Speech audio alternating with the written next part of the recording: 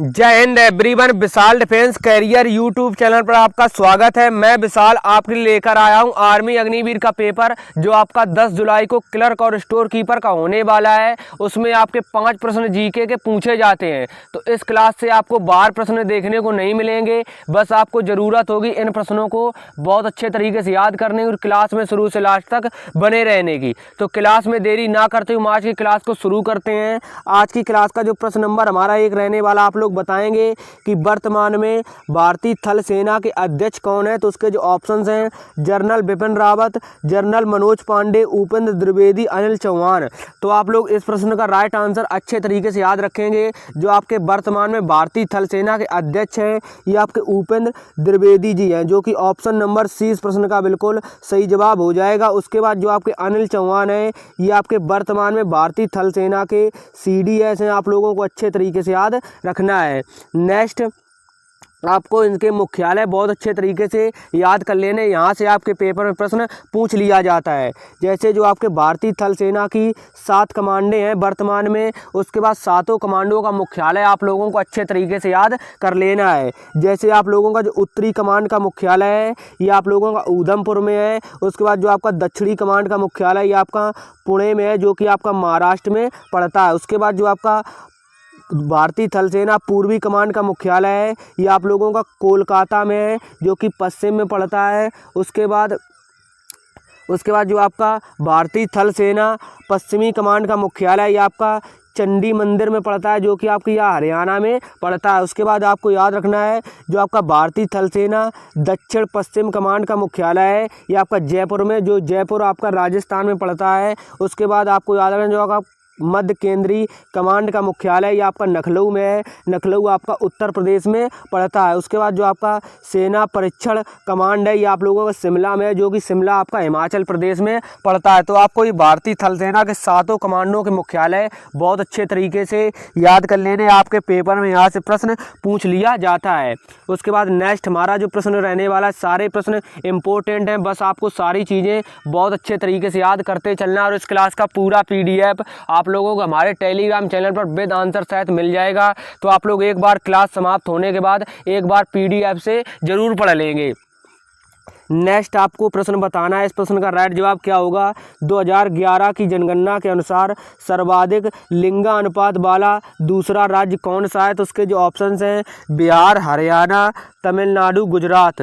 तो इस प्रश्न का जो राइट जवाब होगा, हमसे पूछा गया 2011 की जनगणना के अनुसार सर्वाधिक लिंगानुपात वाला दूसरा राज्य ये आप लोगों का तमिलनाडु हो जाएगा, जो कि ऑप्शन नंबर सी इस प्रश्न का राइट जवाब हो जाएगा। 2011 की जनगणना के से आपके पेपर में प्रश्न बनते हैं, बस आपको इनको अच्छे तरीके से याद करते चलना। मैं आपको ऐसे ही प्रश्न कराने वाला हूँ, एक प्रश्न कराऊंगा, उसके ऊपर जितने भी आपके पेपर में प्रश्न बन सकते हैं उनको मैंने वन लाइनर में लिख दिया है। बस आपको उनको बहुत अच्छे तरीके से याद करते चलना है।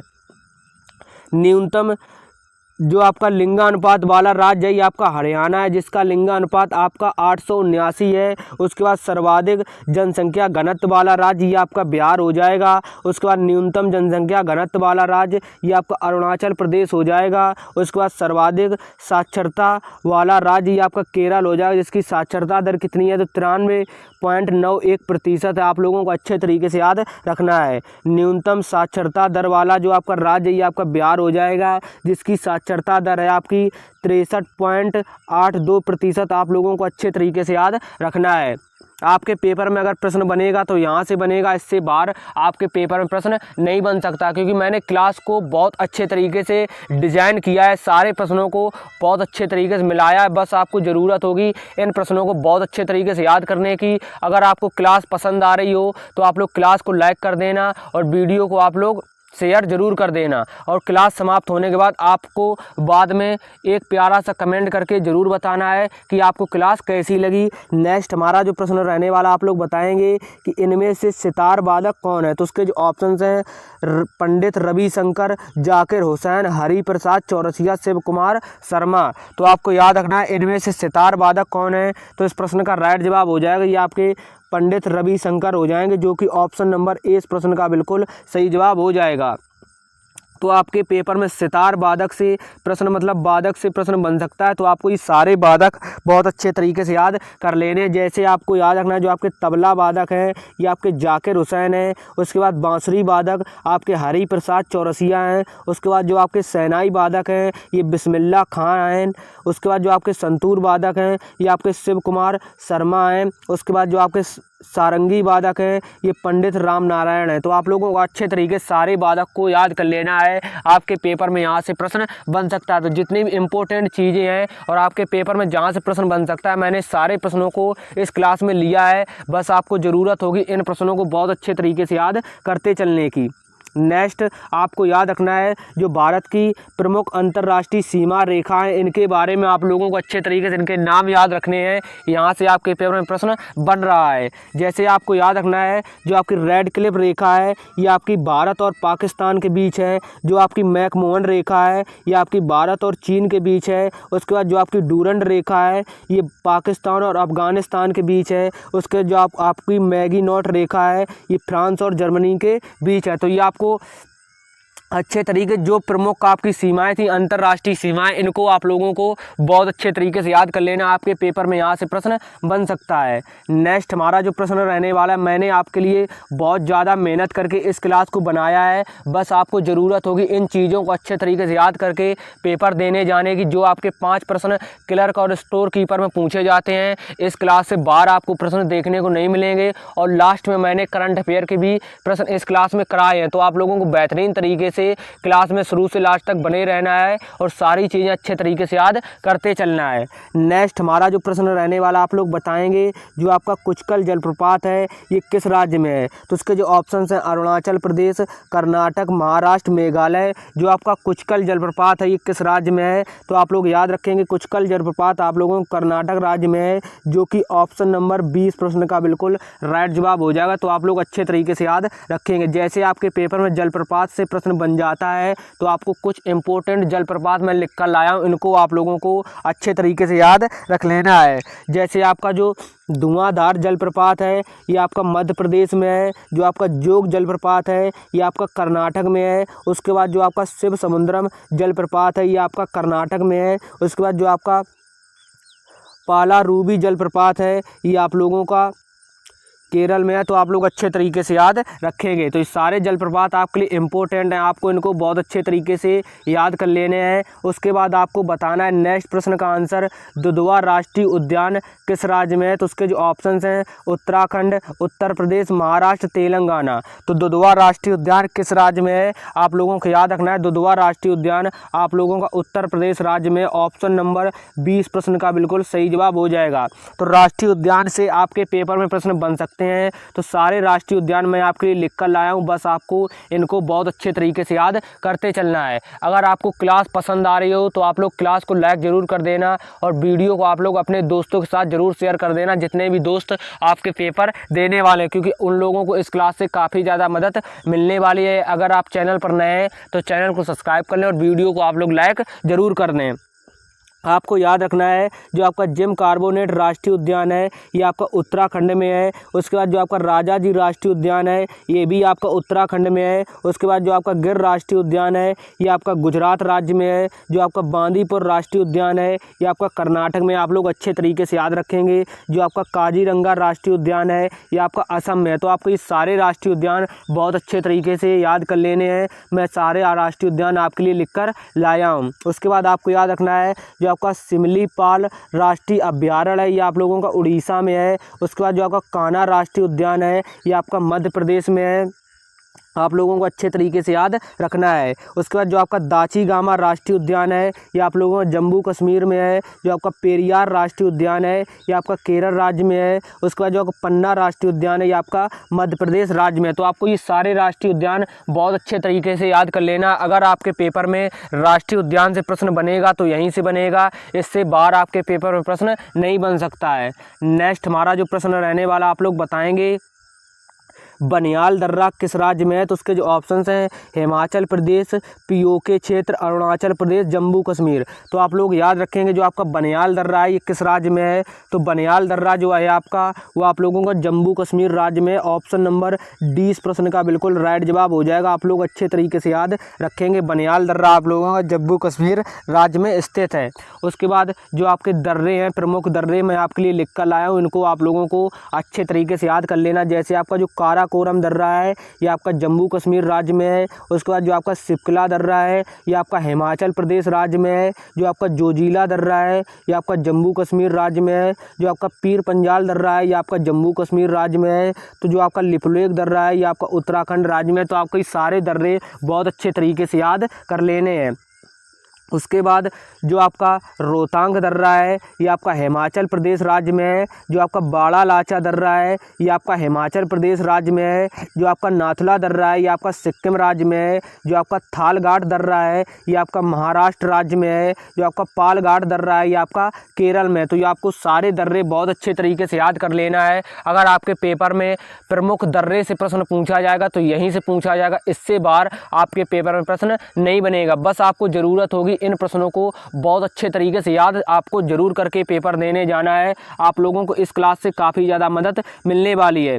जैसे आपके पेपर में 1857 की क्रांति से प्रश्न बन रहे हैं, जो कि अभी तक जितने भी पेपर हुए हैं आर्मी के वहाँ से यहाँ मतलब इस टॉपिक से प्रश्न आपके पेपर में बन रहे हैं। तो आपको बहुत अच्छे तरीके से इनके जो मैं प्रमुख केंद्र आपके लिए लिख कर आया हूँ इनको बहुत आप अच्छे तरीके से आपको याद कर लेना। एक क्लास मैंने आपको एक अलग से कराई है, उसमें मैंने 1857 की क्रांति आपको कराई है। उसके बाद भारतीय संविधान मतलब आपको कराया है पूरा। उसके बाद आपको भारतीय सेनाएं जो आपकी तीनों सेनाएं, थल सेना, जल सेना, वायु सेना, उसके बारे में डिटेल में सारी चीज़ें बताई हैं। तो उस क्लास को आप लोग ज़रूर कर लेना, क्योंकि उस क्लास से आप लोगों को एक जगह ये 3 टॉपिक कराएं। इन 3 टॉपिक से आपके पेपर में प्रश्न मतलब अभी तक जितनी शिफ्टें हुई हैं, चाहे ट्रेडमैन, जीडी, टेक्निकल, आप लोगों की WMP, सभी में वहाँ से प्रश्न बन रहे हैं। तो आप लोग उस क्लास को ज़रूर कर लेना और आप लोगों को इस क्लास को तो अच्छे तरीके से करना ही है। तो आप लोग याद रखेंगे 1857 की क्रांति के जो आपके प्रमुख केंद्र हैं,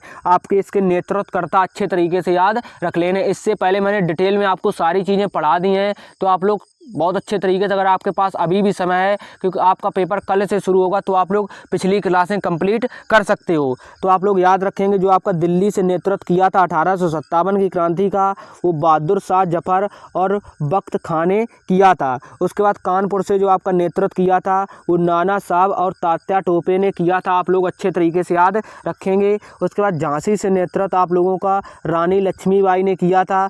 बरेली से आपका नेतृत्व खान बहादुर खान ने किया था। उसके बाद लखनऊ से नेतृत्व आप लोगों का बेगम हजरत महल ने किया था। तो आप लोगों को ये 1857 की क्रांति के प्रमुख नेतृत्वकर्ता हैं, आप लोगों को इनको बहुत अच्छे तरीके से याद रखना है।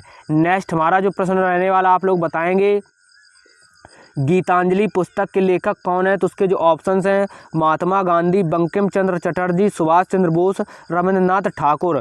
तो गीतांजलि पुस्तक के लेखक कौन है? तो गीतांजलि पुस्तक के लेखक आप लोगों के रविंद्रनाथ ठाकुर हो जाएंगे, जो कि ऑप्शन नंबर 20 प्रश्न का बिल्कुल सही जवाब हो जाएगा। तो गीतांजलि पुस्तक के लेखक रविंद्रनाथ ठाकुर हैं। आप लोगों को अच्छे तरीके से याद रखने हैं। कुछ हम इम्पोर्टेंट आपके लिए पुस्तक लिख कर लाए हैं जहाँ से आपके पेपर में प्रश्न बन सकता है। जैसे आप लोग याद रखेंगे जो आपके हिंद स्वराज पुस्तक के लेखक हैं ये आपके महात्मा गांधी जी हैं। उसके बाद आनंद मठ पुस्तक के लेखक बंकिम चंद्र चटर्जी हैं। उसके बाद आपको याद रखना जो आपका द इंडियन स्ट्रगल पुस्तक है ये आपकी सुभाष चंद्र बोस ने लिखी है। उसके बाद जो आपकी इंडिया टुडे पुस्तक है ये आपकी रमेंद्र RP दत्त ने लिखी है। उसके बाद जो आपकी गीता रेस पुस्तक है ये आपकी बाल गंगाधर तिलक ने लिखी है। तो आपको ये सारी पुस्तक बहुत अच्छे तरीके से याद कर लेना, आपके पेपर में यहाँ से प्रश्न बन सकता है। नेक्स्ट हमारा जो प्रश्न रहने वाला आप लोग बताएंगे, अरुणाचल प्रदेश राज्य का गठन कब हुआ था? तो इसके जो ऑप्शन हैं 20 फरवरी 1987, 1 मार्च 1942, 9 नवंबर सन 2000, 26 अप्रैल 1975। तो अरुणाचल प्रदेश राज्य का गठन जो आप लोगों का हुआ था, ये आप लोगों का 20 फरवरी 1987 को हुआ था। ऑप्शन नंबर इस प्रश्न का बिल्कुल राइट जवाब हो जाएगा। आप लोग अच्छे तरीके से याद रखेंगे।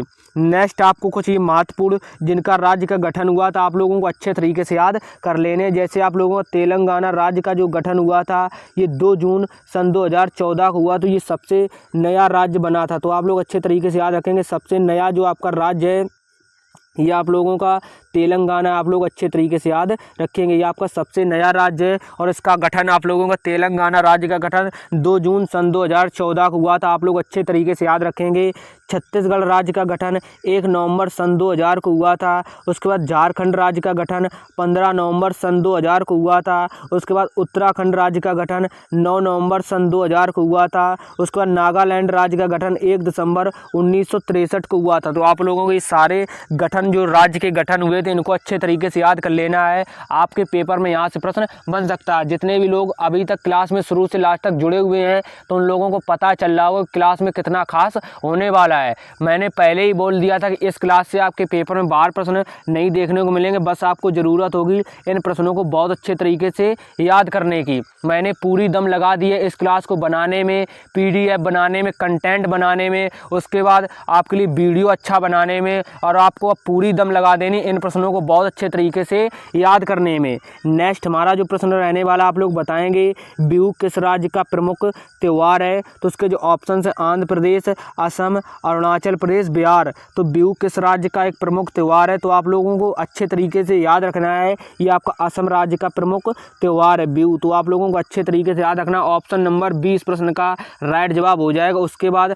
आपके लिए मैं प्रमुख त्यौहार लिख कर लाया हूँ तो आप लोगों को इनको बहुत अच्छे तरीके से याद कर लेना। जैसे आपका जो तमिलनाडु में जो त्यौहार मनाया जाता है ये आपका पोंगल त्यौहार मनाया जाता है। बिहार राज्य का जो प्रमुख त्यौहार है ये आपका छठ पूजा है। आप लोग अच्छे तरीके से याद रखेंगे। गुजरात राज्य का जो प्रमुख त्यौहार है ये पतंग महोत्सव है। आप लोग अच्छे तरीके से याद रखेंगे। नागालैंड का प्रमुख त्यौहार हॉर्नबिल त्यौहार होता है। तो आप लोग अच्छे तरीके से याद रखेंगे। नागालैंड का जो प्रमुख त्यौहार होता है वो हॉर्नबिल त्यौहार है। तो आप लोग अच्छे तरीके से याद रखेंगे। पंजाब का प्रमुख त्यौहार लोहड़ी होता है। तो आप लोग अच्छे तरीके से इसको याद कर लेंगे। उसके बाद आपके लिए मैं कुछ भारतीय जो आपके कुछ प्रमुख भारतीय लोक नृत्य लिख कर लाऊँ। तो आप लोगों के प्रमुख त्यौहार और लोक नृत्य से आपके पेपर में प्रश्न बनते हैं। तो आप लोग इनको बहुत अच्छे तरीके से याद कर लेना। अभी मैंने आपको प्रमुख त्यौहार बताए थे। अब यहाँ पर आपको भारतीय लोक नृत्य के बारे में अच्छे तरीके से जान लेना है। जैसे जो आपका गुजरात राज्य में जो लोक नृत्य मनाए जाते हैं वो आपका गरबा है और डांडिया रास है। आप लोगों को अच्छे तरीके से याद रखना है। राजस्थान के जो प्रमुख लोक नृत्य हैं वो आपके घूमर, कालबेलिया, गणगौर मनाए जाते हैं। आप लोगों को अच्छे तरीके से याद रखना है। पंजाब के जो प्रमुख लोक नृत्य हैं आपका भांगड़ा और गिद्धा है। आप लोगों को अच्छे तरीके से याद रखना है। उत्तर प्रदेश के जो प्रमुख लोक नृत्य हैं ये आप लोगों की नौटंकी और रामलीला आप लोग अच्छे तरीके से याद कर लेंगे। तो आपको प्रमुख त्यौहार और इनके लोक नृत्य अच्छे तरीके से याद करके पेपर में जाना है। यहाँ से आपके पेपर में प्रश्न जरूर बनेगा। जो आपका बिहार राज्य का लोक नृत्य है ये आप लोगों का झिंझिया और कजरी है। उसके बाद हरियाणा राज्य का जो आपका लोक नृत्य है ये आपका घूमर और फाग नृत्य है। उसके बाद केरल राज्य का जो प्रमुख लोक नृत्य है ये आपका कथकली और मोहिनीअट्टम है। तो आप लोग अच्छे तरीके से याद रखेंगे। मैं आपके लिए प्रमुख ही लिख कर लाया हूँ। इनको आप लोगों को बहुत अच्छे तरीके से याद जरूर कर लेना है। आंध्र प्रदेश का जो प्रमुख लोक नृत्य है ये आपका कुचिपुड़ी और वीर नाट्यम है। आप लोग अच्छे तरीके से याद रखेंगे। तमिलनाडु राज्य का जो प्रमुख लोक नृत्य है ये आपका भरतनाट्यम है। आप लोग अच्छे तरीके से याद रखेंगे। तो मैंने आपको सारे इम्पोर्टेंट त्यौहार और लोक नृत्य करा दिए हैं। तो आपके पेपर में इससे बाहर अगर पेपर में प्रश्न आपके त्यौहार और लोक नृत्य से प्रश्न पूछा गया तो इस क्लास से आपको बाहर प्रश्न देखने को नहीं मिलेगा। नेक्स्ट हमारा जो प्रश्न रहने वाला आप लोग बताएंगे चौधरी चरण सिंह के समाधि स्थल का नाम क्या है। तो उसके जो ऑप्शंस हैं नारायण घाट, भूमि कर्म भूमि, किसान घाट और राजघाट। तो आप लोग बताएंगे कि चौधरी चरण सिंह के समाधि स्थल का नाम क्या है। तो चौधरी चरण सिंह के जो समाधि स्थल है ये आप लोगों को किसान घाट है। ऑप्शन नंबर सी इस प्रश्न का राइट जवाब हो जाएगा। आप लोगों को अच्छे तरीके से याद रखना है। प्रमुख आप लेके उन लोगों के लिए मैं कुछ समाधि स्थल लिख कर लाया हूँ। इनको आप लोगों को बहुत अच्छे तरीके से याद रखना है। जैसे आपका जो राजघाट समाधि स्थल है ये आप लोगों को महात्मा गांधी जी के समाधि स्थल का नाम है। उसके बाद विजय घाट समाधि स्थल आप लोगों को लाल बहादुर शास्त्री का है। उसके बाद जो आपका शक्ति समाधि स्थल है ये आप लोगों को इंदिरा गांधी जी का है। उसके बाद जो आपका वीर भूमि समाधि स्थल है ये आप लोगों को राजीव गांधी का है। उसके बाद जो आपका नारायण घाट समाधि स्थल है ये आप लोगों का कलजारी लाल नंदा का है। आप लोग अच्छे तरीके से इनको याद कर लेंगे तो आपके पेपर में समाधि स्थल से प्रश्न बन सकते हैं, तो आप लोगों को अच्छे तरीके से इनको याद जरूर कर लेना है। नेक्स्ट हमारा जो प्रश्न रहने वाला आप लोग बताएंगे, अस्पृश्यता का अंत किस अनुच्छेद में है? तो उसके जो ऑप्शंस हैं, अनुच्छेद आप लोगों का 19, अनुच्छेद 21, अनुच्छेद 17, अनुच्छेद 32।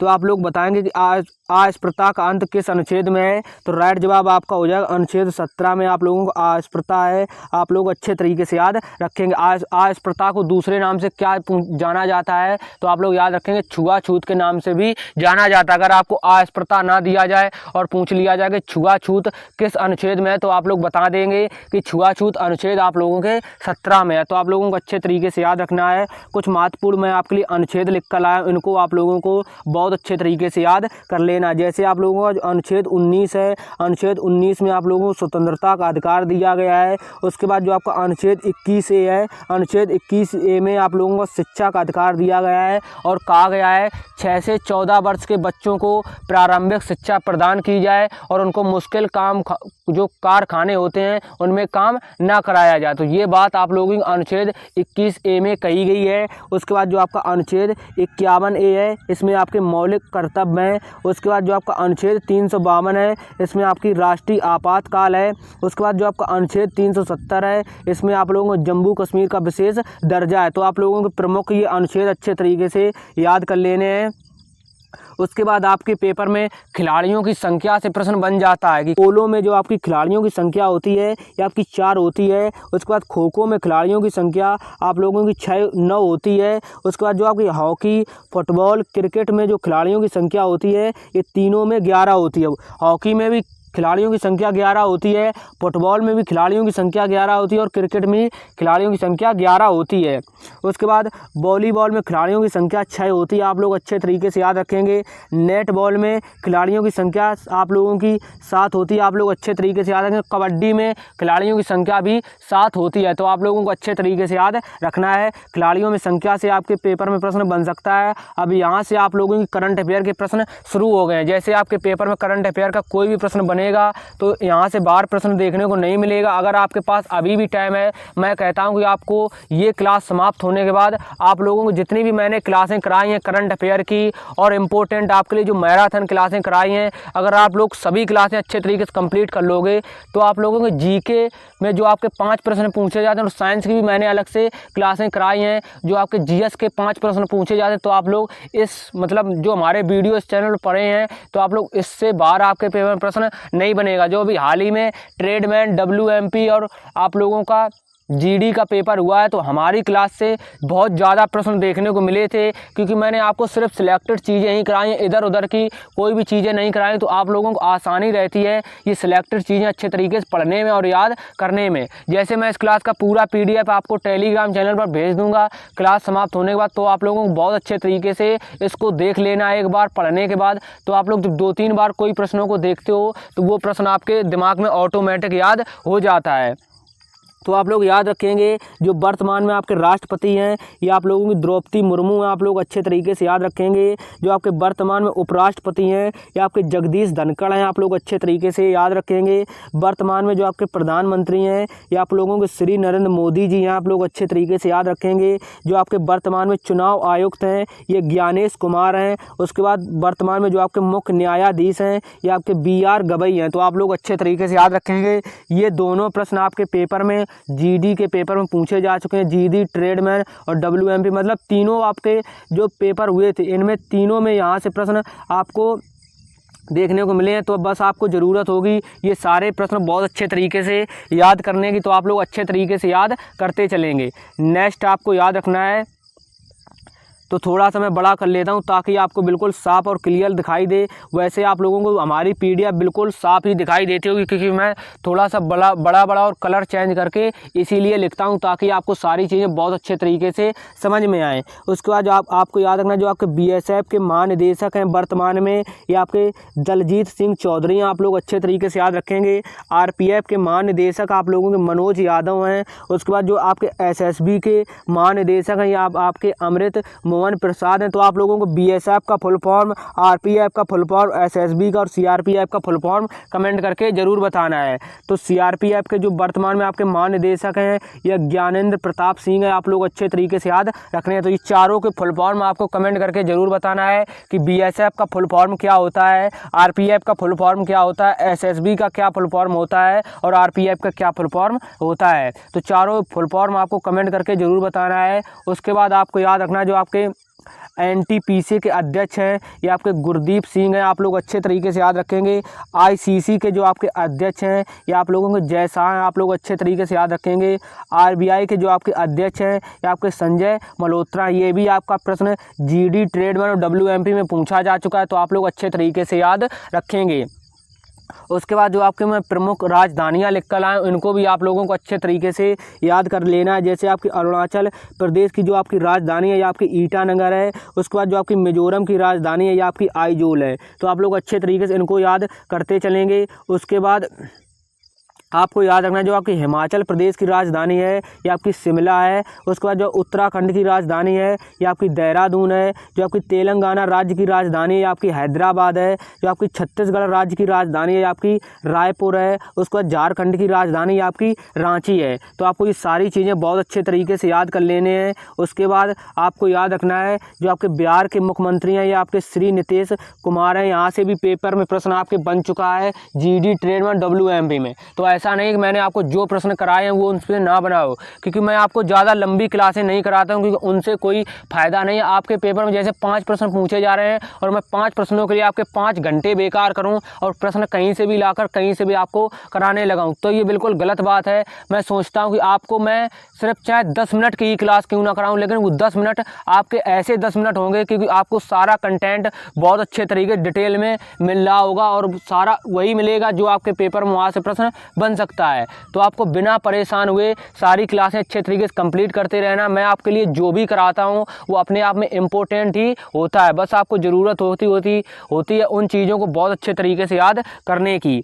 उसके बाद आपको याद रखना, जो आपके छत्तीसगढ़ के मुख्यमंत्री हैं, आपके विष्णुदेव साय हैं। उसके बाद जो आपके हरियाणा के मुख्यमंत्री हैं, ये आपके नायब सिंह सैनी हैं। तो यहाँ से आपके पेपर में जो आपका जीडी ट्रेडमैन और डब्ल्यूएमपी का ये अभी हाल ही में पेपर हुआ था, इन यहाँ से मतलब तीनों से प्रश्न आपका बना था। तो आप लोगों को बहुत अच्छे तरीके से चीज़ें याद करके चलना है और आपको याद करके पेपर ही देने जाना है। उसके बाद उत्तर प्रदेश के जो आपके राज्यपाल हैं, ये आपकी श्रीमती आनंदीबेन पटेल हैं। तो आप लोग अच्छे तरीके से याद रखेंगे। और तो आपको ये क्लास कैसी लगी कमेंट करके आप लोग ज़रूर बताना। तो आज की इस क्लास में हमने बहुत इंपॉर्टेंट और बहुत डिटेल में सारी चीज़ें आपको पढ़ाई हैं। इससे बाहर आपके पेपर में प्रश्न नहीं देखने को मिलेगा। बस आपको ज़रूरत है इन सभी चीज़ों को बहुत अच्छे तरीके से याद करने की। और एक बार आप लोग कमेंट करके ये ज़रूर बताएंगे कि इस साल 2025 में बिहार पुलिस का पेपर कितने लोग देने वाले हैं, क्योंकि आज से आप लोगों का पेपर आर्मी अग्निवीर का कल से समाप्त हो जाएगा। मतलब 10 जुलाई को आपके पेपर समाप्त हो जाएगा। उसके बाद बहुत ही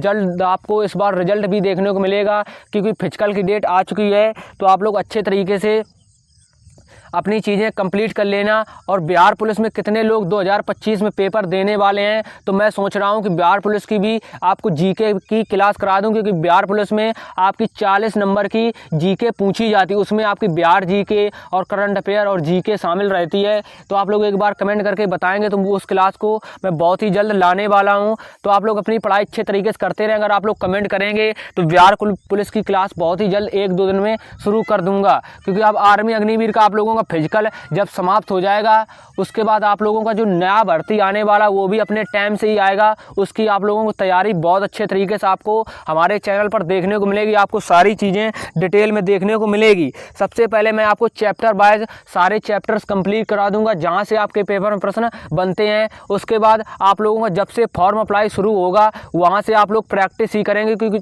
आप लोग जब तक एग्ज़ाम की मतलब डेट आएगी तब तक आप लोगों का सारा सिलेबस बिल्कुल कंप्लीट हो जाएगा और आप लोग एक बार प्रैक्टिस भी कर चुके होंगे। तो बहुत जल्द आप लोगों के लिए एक नई उड़ान भरने वाला हूँ। बस आप लोगों को उस प्यार की सपोर्ट की ज़रूरत है। जितने भी लोगों का इस साल पेपर बिगड़ गया है तो उनको परेशान नहीं होना है। अब की बार जो आपका वक्त आ रहा है, जो आपका पेपर 2026 में होने वाला आर्मी अग्निवीर का, तो आप लोग परेशान ना हो। उसमें आपको सारी चीज़ें डिटेल में आपको देखने को मिलेगी, चाहे आपका मैथ हो या रीजनिंग या फिर जीके जीएस, सारा कुछ मैं आपको पढ़ाने वाला हूं। बस आप लोगों ने भरोसा तो देख लिया होगा कि आपका 2025 में जो भी पेपर हुआ था वहां से कितने सारे प्रश्न हमारी क्लास के एग्ज़ाम में देखने को मिले थे। तो आपको परेशान नहीं होना, मैं आपको बस सिलेक्टेड चीज़ें ही करा रहा हूं और मुझे बहुत अच्छे तरीके से पता है कि आर्मी अग्निवीर में कहां से प्रश्न बन सकते हैं और किस चैप्टर से प्रश्न बनते हैं। तो आपको सबसे पहले मैं चैप्टर वाइज बिल्कुल फ्री ऑफ कॉस्ट आपको यूट्यूब पर पूरा सिलेबस देखने को मिलेगा। पहली बार होगा कि आपको आर्मी अग्निवीर का कहीं भी सिलेबस मैंने देखा है यूट्यूब पर कहीं भी पूरी तरीके से कंप्लीट नहीं किया गया है। कहीं ने कहीं पर छोड़ दिया, किसी ने कहीं पर छोड़ दिया, लेकिन अब की बार आपको 2026 बैच के लिए आर्मी अग्निवीर का कंप्लीट सिलेबस मैं आपको फ्री ऑफ कॉस्ट यूट्यूब पर देने वाला हूं। मुझे आपसे कुछ भी नहीं चाहिए, बस आपका प्यार और सपोर्ट ही चाहिए। सिर्फ जैसे आप लोगों ने अभी मुझे सपोर्ट और प्यार किया है उसी तरीके से हमेशा आप लोग इसी तरीके से अपना सपोर्ट दिखाते रहेंगे। अगर आप लोग कमेंट करेंगे तो बिहार पुलिस के लिए बहुत ही जल्द आप लोगों की 2-3 दिन में क्लास मैं शुरू कर दूंगा। तब तक के लिए आप लोग इस क्लास को बहुत अच्छे तरीके से कंप्लीट कर लेना और आप लोग एक बार पीडीएफ से ज़रूर पढ़ लेना। ये क्लास समाप्त होने के बाद मैं पीडीएफ अपने टेलीग्राम चैनल पर भेज दूंगा। अगर आपको क्लास पसंद आई है तो आप लोग एक बार क्लास को लाइक ज़रूर कर दें और वीडियो को आप लोग शेयर ज़रूर कर दें और आप लोग एक प्यारा सा कमेंट ज़रूर कर जाना। तो मिलते हैं नेक्स्ट क्लास में। अगर आपका कोई भी डाउट है तो मुझे कमेंट करना, कमेंट के माध्यम से उस डाउट को मैं क्लियर ज़रूर करूँगा। जय हिंद, जय भारत, वंदे मातरम।